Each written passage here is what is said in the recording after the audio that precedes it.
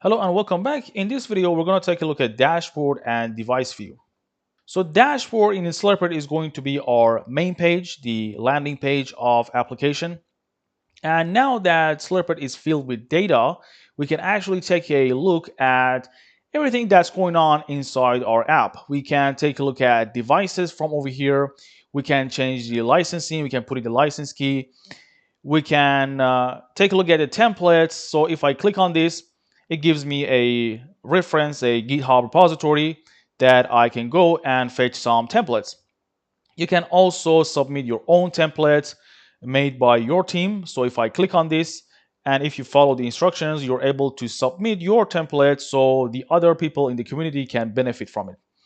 From here, you can quickly go over to devices that you have. So this is basically a quick way to take a look at your devices. For example, if I type in my host name, this is going to show what I have in my database. I'm not going to click on this because it's related to device view, but we're going to do that in a second. On the left side, you're going to see different tabs and sections inside the application. Here is a quick overview of the collected data and basically the plannings that we have. Here you will see the size that this collected data is occupying. So currently we have this much data gathered using our scraper, using collected data.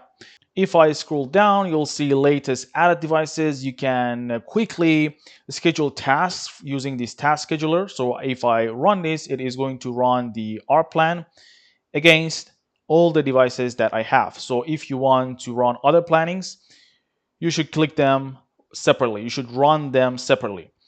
So if I scroll down, you see the API requests, everything that hit the backend.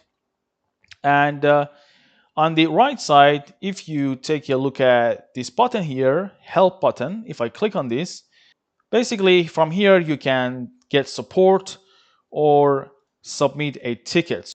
And it's basically going to take you to a ticket submission page. From here, you can take a look at the knowledge base and documentations we have, tutorials and so on regarding Slurpit.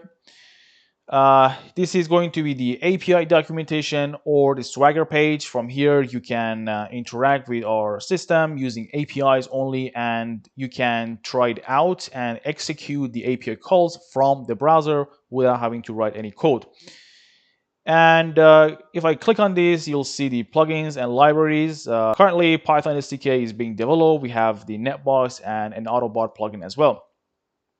You can see more information here. You can go to data collector and device finder as well. And if I click on what's new, it is going to take you to this particular knowledge base. It's going to be a release version information. This is currently the latest information. And the last thing I want to show you regarding dashboard here is that if I go up, I can click on any of these, and these circles represent the state of that particular service. So device finder is active, data collector is active, plugin connectivity is not active. So we don't have any plugin connected to Slurpit yet. So from here, I'm going to search for R1, and if I click on this, it is going to take me to what's called device view. I can do the same thing from the main page. If I go to devices, click on this device, then it's going to take me to the same page.